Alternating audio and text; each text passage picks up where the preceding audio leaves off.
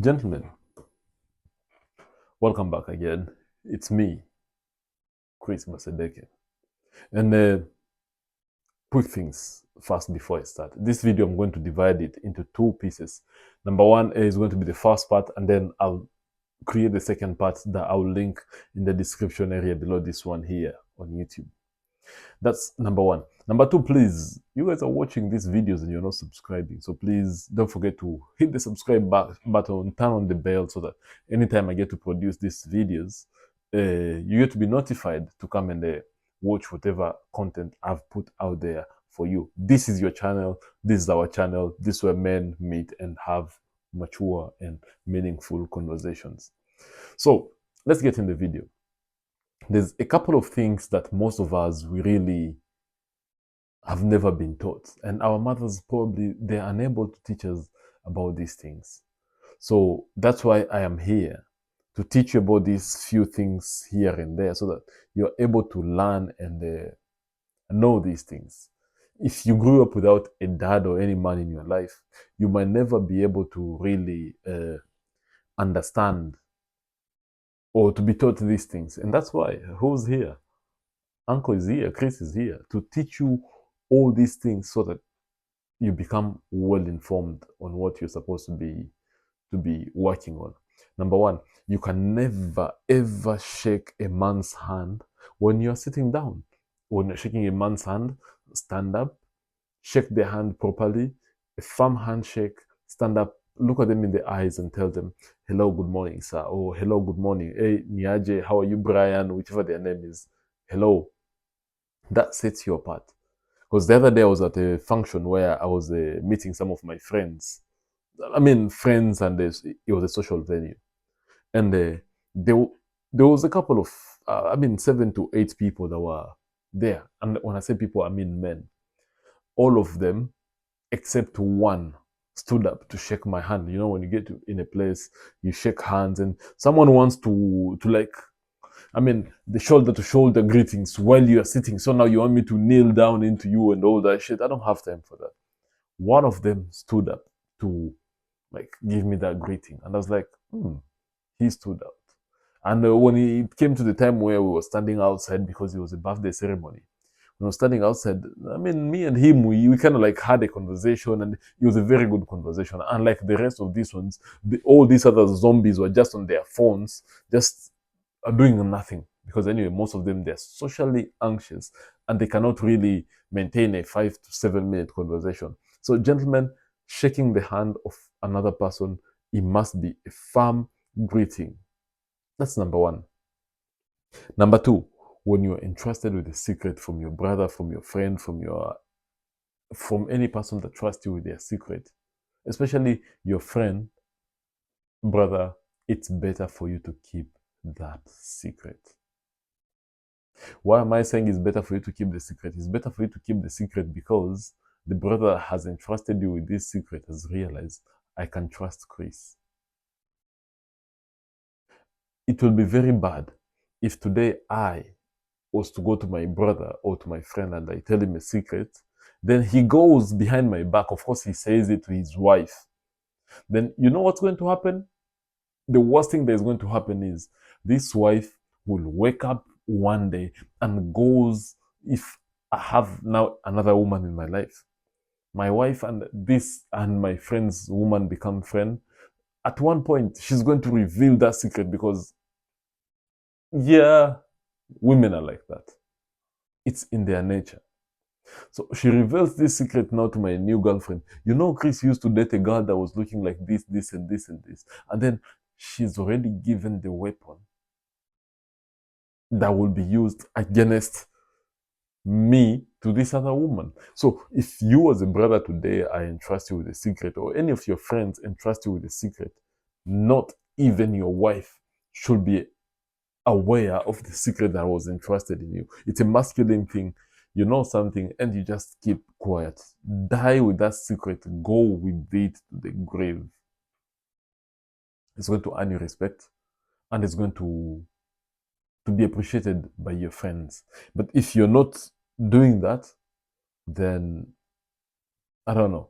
Which is also kind of connected to the next one. Number three, the second point is silence is powerful. A man who's unable to stay in a silent room by themselves without any noise, without the TV being on, without listening to music, without having his AirPods on, that's a very, very powerful man. Men who are afraid of silence cannot keep secrets because when they have nothing to say to their women, you know what? The next thing they're going to reveal the secret that was entrusted to them by their friends, by their brothers, and by, by the people that trusted them. So, gentlemen, I am going to encourage all of you. Your mothers might never be able to tell you this. Your fathers probably might never told you this, but I'm here to tell you this. Secrets must be kept with you. You'll rather die with them than you revealing them. When you have nothing to say, is 1,007% times better for you to do what? To just shut up. Remain silent. People won't know what's going on in your mind. Plus, anyway, no one is going to come and start blowing or pulling words out of your mouth. No, choose to remain silent. If someone asks you, why are you not talking? I have nothing to say. It's a masculine thing where men we can meet sometimes. If none of us has something to say, we shut up. Hence, there's a quote that was once said by, I don't know who wrote the poem.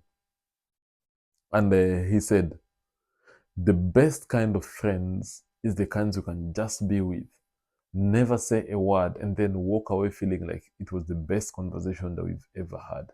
Imagine this. The best kind of friend is the one that you can find yourself, you are with, they're not saying anything. And this can include probably your wife, for those who are in romantic marriages, or your girlfriend relationships, or even among brothers. I can chill down with my brothers. I'm not saying anything, they're not saying anything because we have nothing to talk about. And when it's time for everyone to go their way, they will go their way. And we are all going to go feeling satisfied from the conversation that we just had, even if there was nothing to be talked about.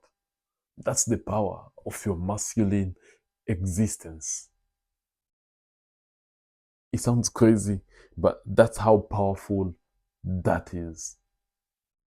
You guys could never imagine this, but it's very powerful when you're able just to remain silent.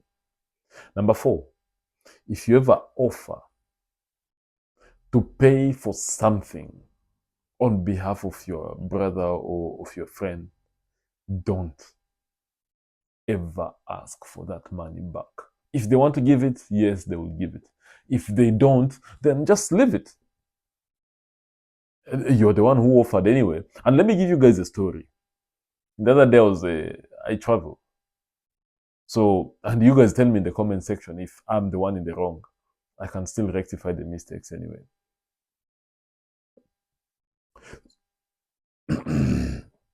Excuse me.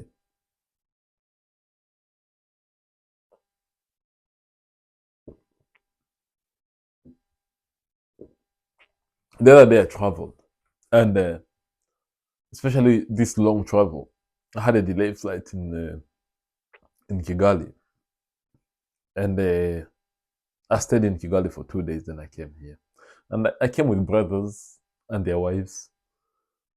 For me, I knew when I would land at Heathrow, I'll take the train to London Central. Then from Central, I'll go to my destination at King's Cross. For those who know the place, I knew I'll take the thing from there.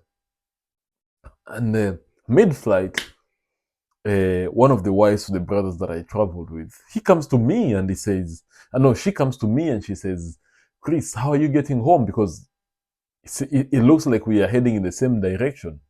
I was like, well, I think I was clear from the word go. I'll take the train. The train? Yeah, I'll take the train from Heathrow to King's Cross to my home. Then I'll take a taxi and I get home. She was like, no, why don't you just come with us? I was like, okay, fine. I'll come with you guys. Yeah, because we did book a taxi and there's free seats in the taxi. If you can come with us, it's fine anyway because we are heading in the same direction. Saizo, I mean, at that moment, I had nothing. I only had my train money, and that's enough. So I was like, okay, it's fine. And I took the train. I mean, we checked out. They came, they looked out for me. We picked up my bags, and we chucked them in the vehicle, and we go. Drive for 2 hours. We get to the town where I live in England, and I asked the taxi driver, I'm like, for you to take me from this your initial destination to the place where I'm supposed to be going, how much is it going to cost me? And the taxi driver, the good guy, was like, Chris, just give me £5 and that's going to be enough. And I come here. So when I got here now, the next day, this brother comes and he sends me a message. He's like, so the taxi did cost us X amount of money and everyone has to contribute 45 quid. Now I'm like, what the fuck? I mean, it could have costed me probably 30 or something pounds. And yeah, please send me the money now. Surprisingly, I'd had a conversation with the guy, the taxi driver, because he wanted me to take some jobs with them, some part-time jobs. I was like, but this guy is lying to me. He's telling me the price of this taxi was this much. I don't want to say the price, but anyway, I don't care. It was £225. But yet the guy here told me it was £160 for a 2 hours drive. But the guy here is telling me £225. I was like, what the fuck? So I was like, bro, you're lying to me because anyway, the taxi driver told me it costed us this much. Then he changes his mind and he goes, now pay me this amount of money. I didn't pay him. I was like, I never even opened up the message anyway. But I was like, why are so many people very dishonest? If you offered me something, you should have figured it out on yourself. I'm just helping this other person. If you guys think that I'm supposed to pay this guy, let me know. I'll pay him. But I don't think I should pay him because anyway, he offered me. I had my £35. I knew train will cost me maybe £10 or £6 to King's Cross. Then from King's Cross, another train will cost me, and probably I could have called anyone to come pick me up, friends or whatever. So when next time you get to offer something to someone, please don't ever ask them to pay you back. No, don't. If they want to, they will. If they don't want to, or probably if you could have said to me, Chris, I have this much. I mean, just send me whatever you have. I would have been okay with that. But him telling me to send this amount of money because the whole budget has been divided by the number of us, I find that very, very, very unmanly. But anyway, the wife is the one that offered me the lift anyway. It wasn't the man. Probably the man who was okay. But yeah, men, let your wife stay out of the business between you and your friends. You deal with your friends man to man and let your wives stay out of it. Number 5, don't be the guy that talks about your problem because 99% of the time, nobody really gives a solitary flying fuck. If you have your problems, find a way to deal with them. You tell them to people. People are going to use those problems to mock you and to laugh at you. And who wants to be laughed at? So, men today, our mothers can never teach us these lessons, but these are the lessons that we need to be taught as men to know this is the way that we are supposed to be dealing with things. And my dear, my brothers, they go a very, very long way. And finally, number 6, brothers, you should never, ever turn your back against your brothers just for you to please a woman. I've seen brothers who've turned their back mocking their friends just for them to win that small approval from a woman.